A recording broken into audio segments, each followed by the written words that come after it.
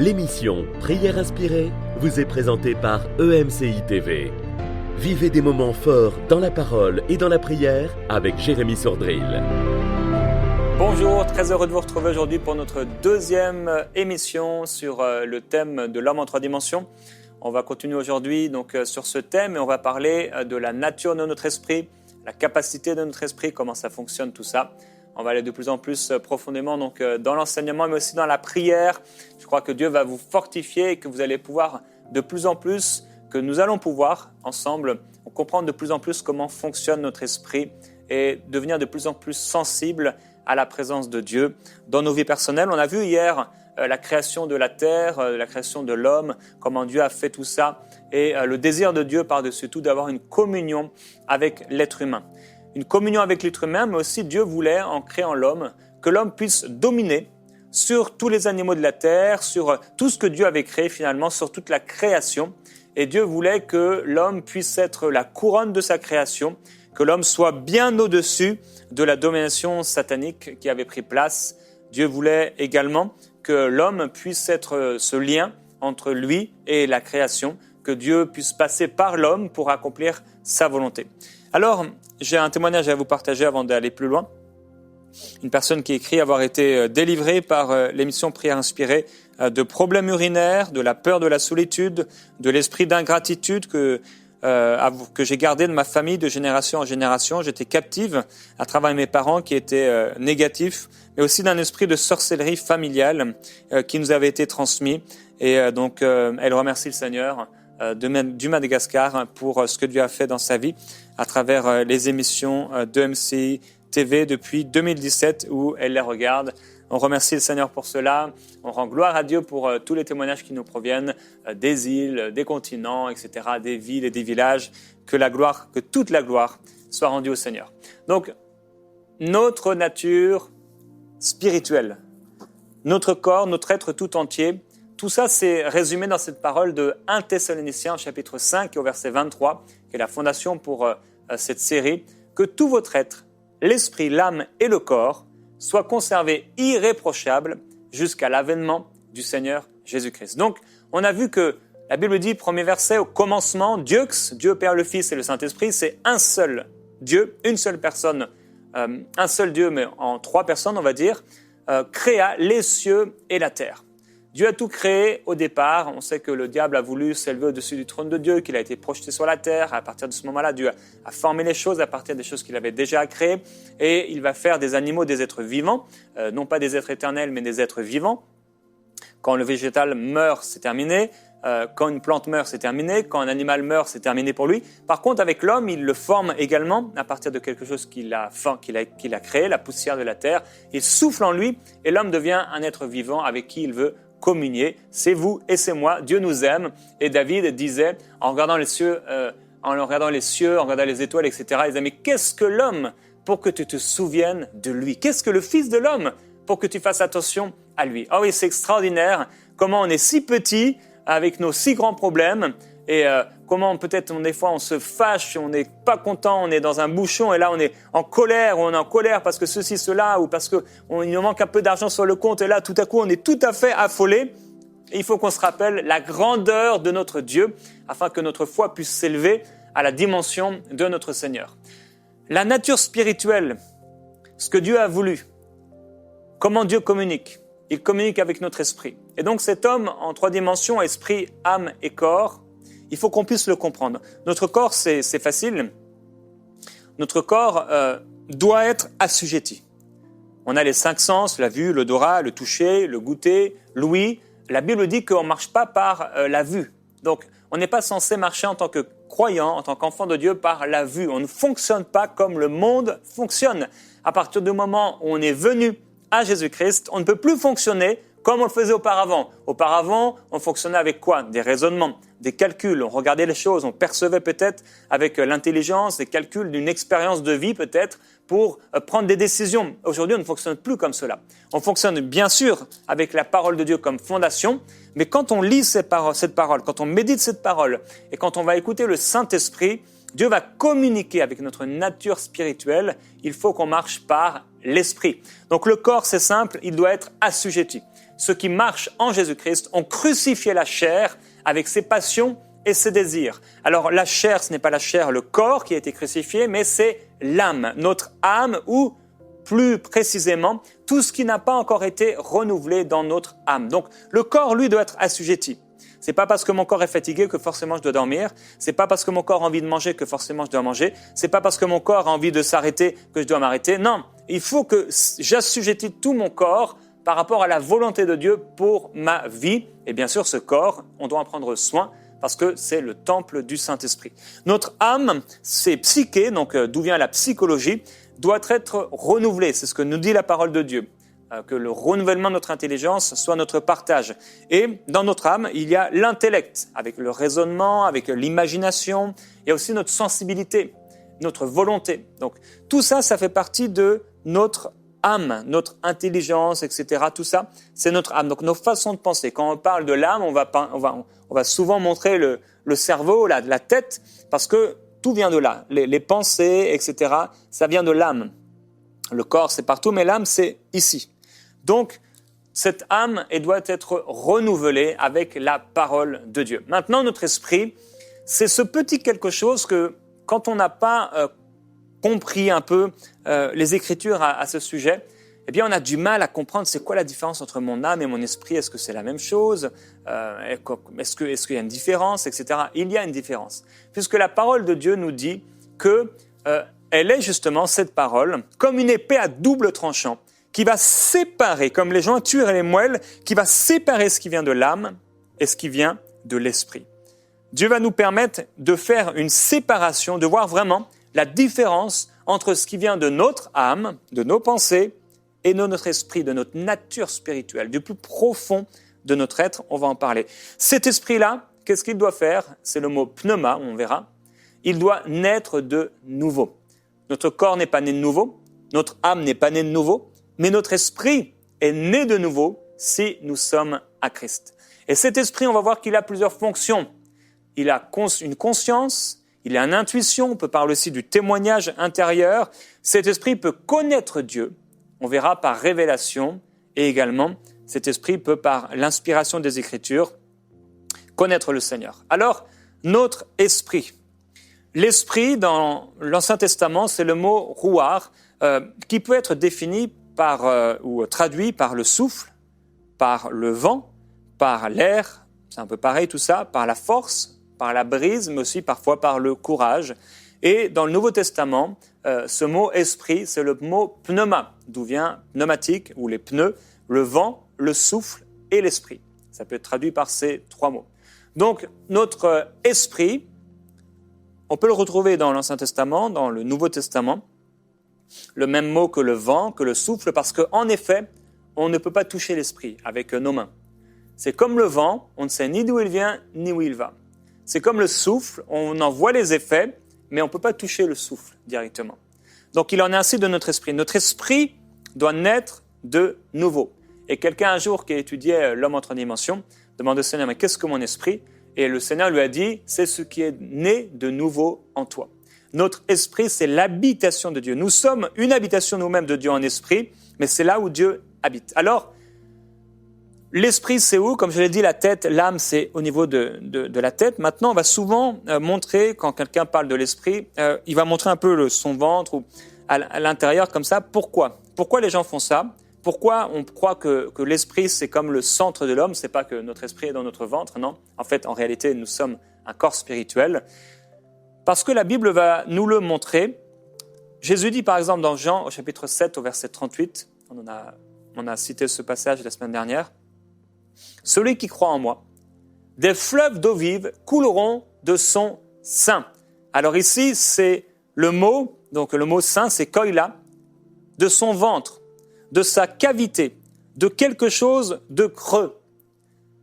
Et ça va aller avec le verset qu'on trouve dans le livre de Proverbes, au chapitre 20 et au verset 27, où il est écrit « Le souffle », c'est le mot « rouar », vous vous rappelez tout à l'heure, « esprit », c'est le même mot.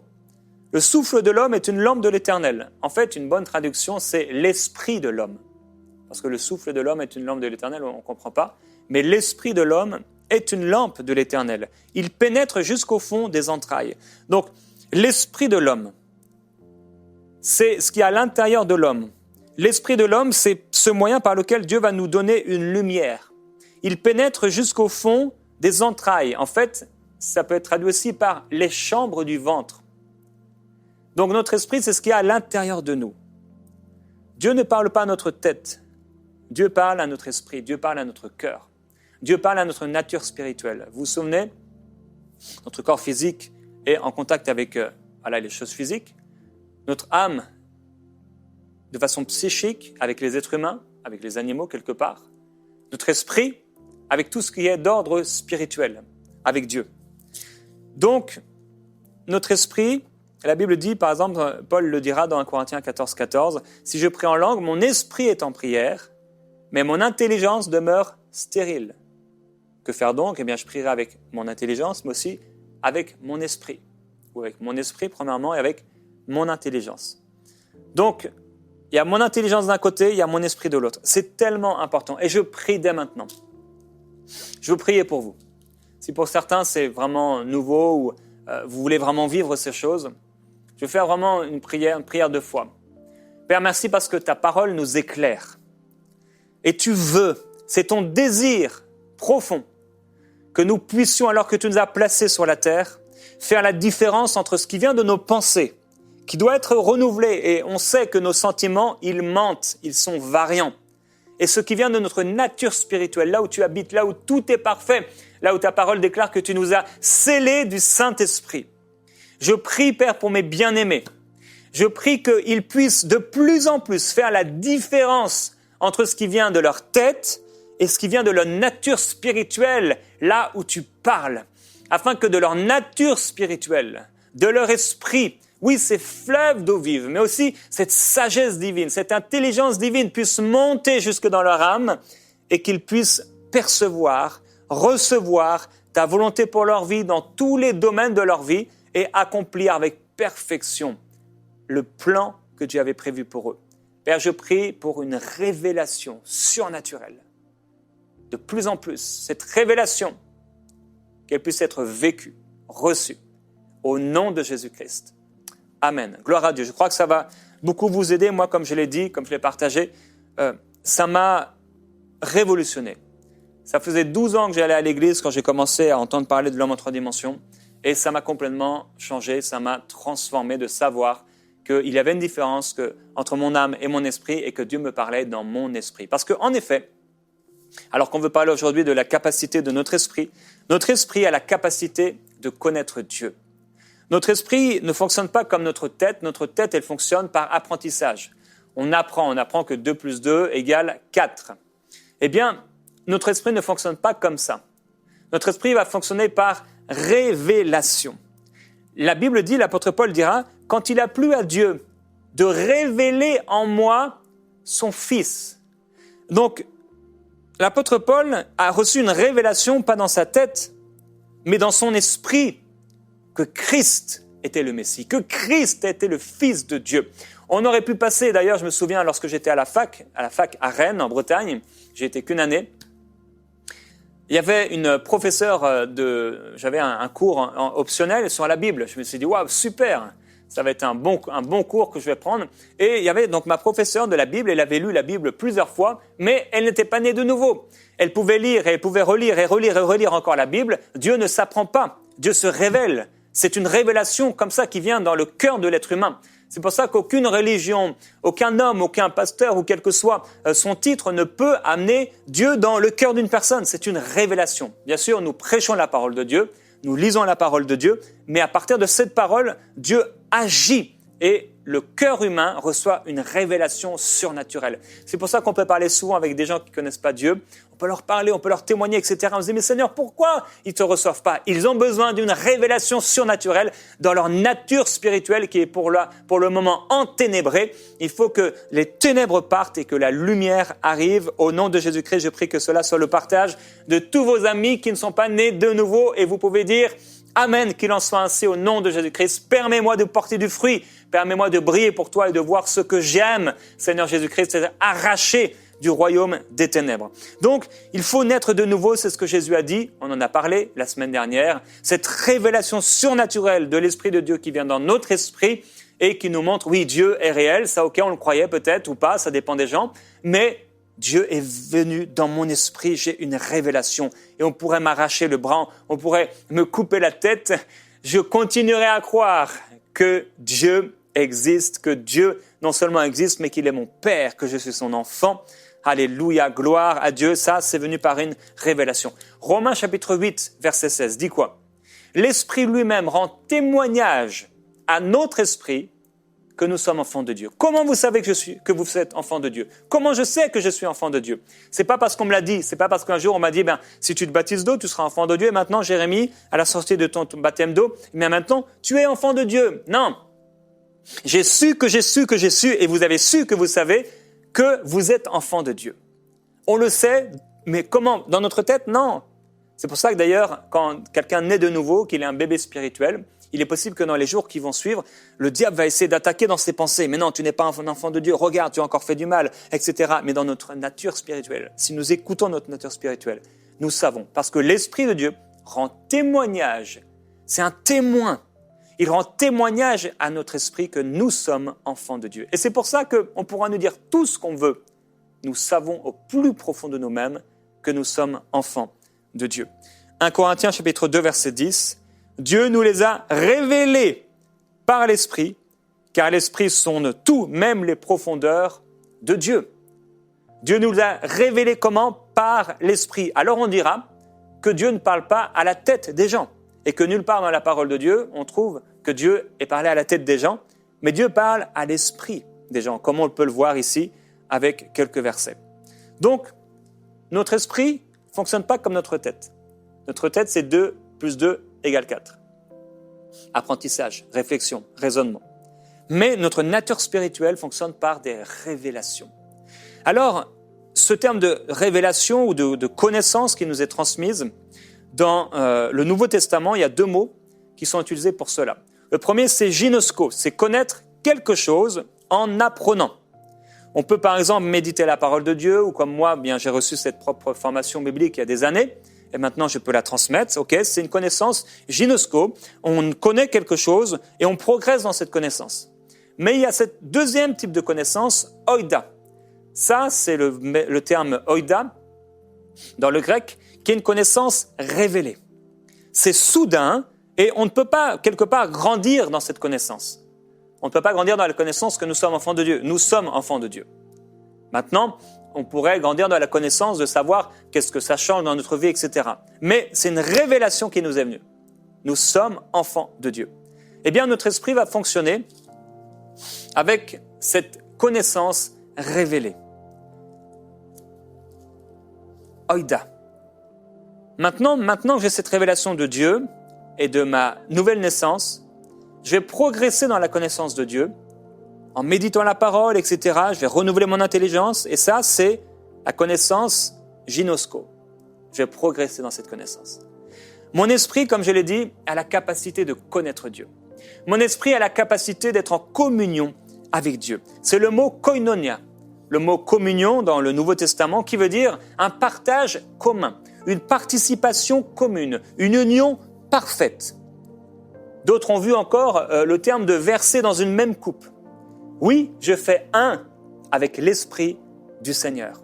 Nous sommes en communion dans notre esprit, comme je l'ai dit la semaine dernière, 24 heures sur 24, 7 jours sur 7, avec l'Esprit de Dieu. Comme le dit l'apôtre Jean, « Or, notre communion est avec le Père et avec son Fils Jésus-Christ. » Ce verbe « être », c'est un présent continu, une action qui ne s'arrête jamais. Constamment, quand nous sommes enfants de Dieu, nous sommes en communion avec Dieu. Quelle grâce! Quelle grâce! Quelle grâce extraordinaire!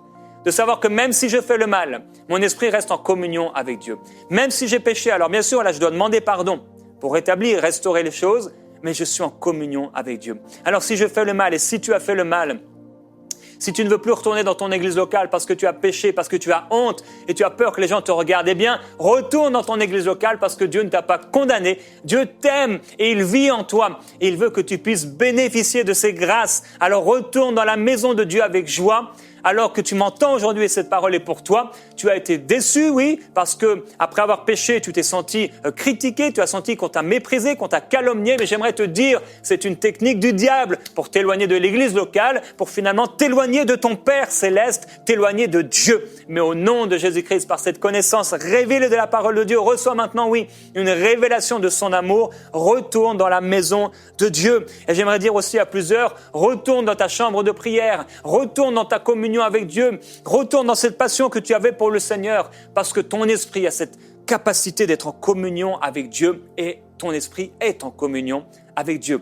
Notre esprit a aussi la capacité d'adorer Dieu. Jésus-Christ le dira, Dieu est esprit et il faut que ceux qui l'adorent en esprit et en vérité. Oui, il faut qu'on adore le Seigneur, comment? Pas avec notre tête, on peut le louer avec notre tête, mais l'adoration vient du plus profond de notre être. Ça vient d'ici, de notre esprit. C'est pour ça, lorsqu'on prie en langue, ça vient de l'esprit. Ça vient de l'esprit. Et il faut que ceux qui l'adorent en esprit, mais aussi en vérité. Avec le cœur, mais aussi avec le cerveau renouvelé.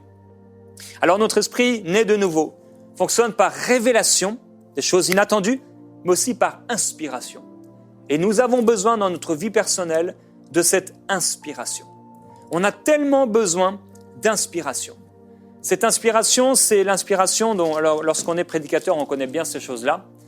Lorsqu'on cherche à recevoir un message de Dieu, lorsque peut-être vous avez un groupe de maison et vous devez apporter une exhortation, vous cherchez l'inspiration à travers les Écritures. Seigneur, inspire-moi, inspire-moi. Vous cherchez, vous méditez et paf, tout à coup, vous êtes inspiré. Vous ressentez que vous devez faire quelque chose. Ça, c'est l'inspiration. La révélation, c'est ce que Pierre a eu pendant qu'on le préparait à manger. Il était sur le toit et tout à coup, pof, une vision, c'est une révélation. C'est ce qu'a eu Jean quand il était sur l'île de Patmos. Il a vu le Seigneur, paf, il a entendu une voix, ça c'était la révélation. C'est ce que Ésaïe va recevoir.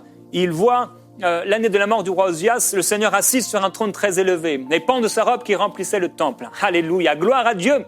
Et les anges de Dieu qui criaient « Saint, Saint, Saint » est l'Éternel des armées. Toute la terre est remplie de sa gloire et les soubassements du seuil de la maison de Dieu se sont mis à frémir et la gloire de Dieu s'est manifestée. La nuée remplit toute la maison comme à la Pentecôte. Et Dieu a commencé à agir. Je prie qu'il en soit ainsi dans votre vie, frères et sœurs, parce que de votre esprit est comme ce temple où la nuée était. Ce temple où la gloire de Dieu se manifestait. Ce temple où la Bible dit que les sacrificateurs ne purent rester parce qu'il y avait une telle puissance. Il y avait une telle puissance. Personne ne pouvait rester debout. Tellement la puissance de Dieu, la force divine, remplissait le temple. Et mon frère, ma sœur, il y a dans ton esprit cette gloire de Dieu. Il y a dans ton esprit cette puissance. Il y a dans ton esprit cette force. Il y a dans ton esprit cette présence extraordinaire de Dieu. Et je prie que tu puisses le vivre. De plus en plus, le vivre. La gloire de Dieu.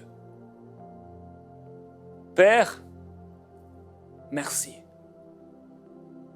Merci pour cette nature spirituelle. Merci parce que nous pouvons faire la différence entre ce qui vient de notre tête et ce qui vient de notre cœur.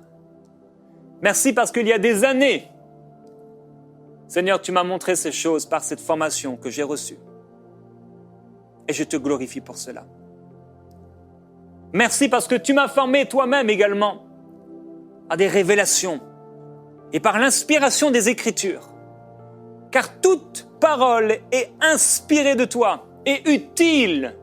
C'est pourquoi, Père, je prie également pour mes frères et mes sœurs bien-aimés qui puissent méditer ta parole, qui puissent recevoir quotidiennement une nourriture qui leur fasse du bien. Père, je prie pour ceux qui aujourd'hui sont découragés dans leur méditation personnelle, comme si la parole était devenue dure. Oui, c'est vrai, ta parole est comme un roc, mais elle aussi, de ce roc, de l'eau sort, vivifiante, qui donne la vie. Et je prie, Père, pour ceux qui ont du mal à méditer ta parole, qui ont du mal à recevoir des instructions, de l'inspiration, des révélations, qui puissent le vivre à partir d'aujourd'hui au nom de Jésus-Christ. Glorieux Jésus-Christ.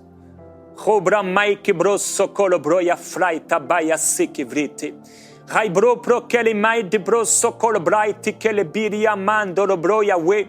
Rue le vraia soko broya swing il existe dia bai kele mai te bro paya kol.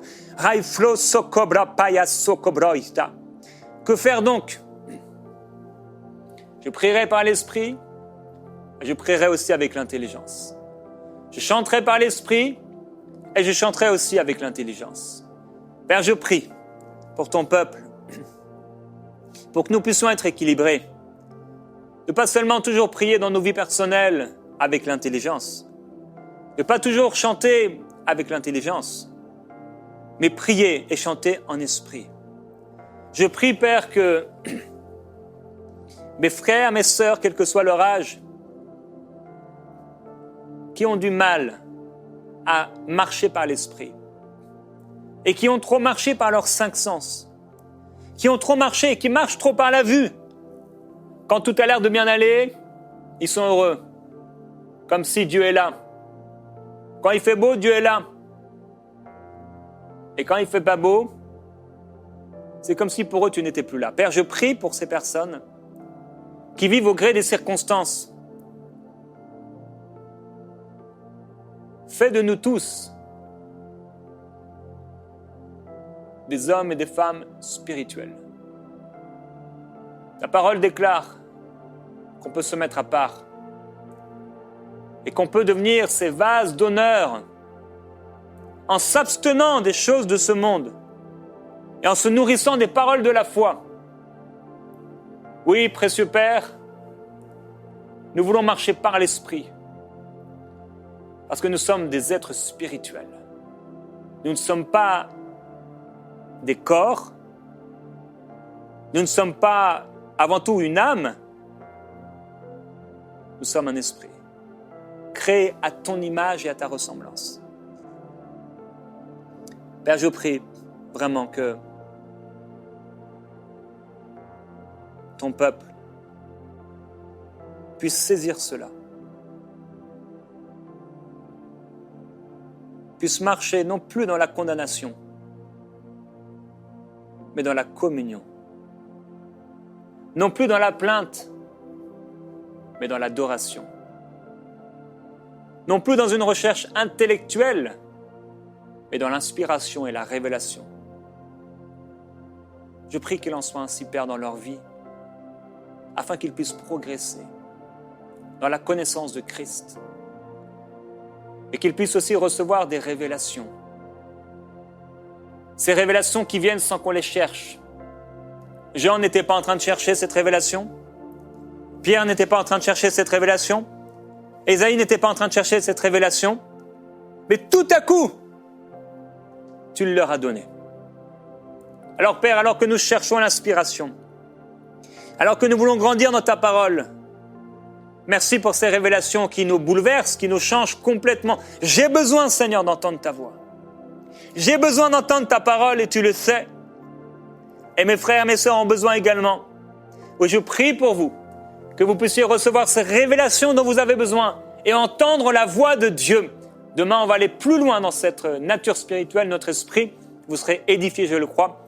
On va se retrouver demain dans Prière Inspirée. Vous êtes bénis. Cette émission a pu être réalisée grâce au précieux soutien des nombreux auditeurs de MCI TV. Vous pouvez nous envoyer vos sujets de prière et vos témoignages à prière@enseigne-moi.com. Retrouvez toutes les émissions de Prière Inspirée sur emcitv.com.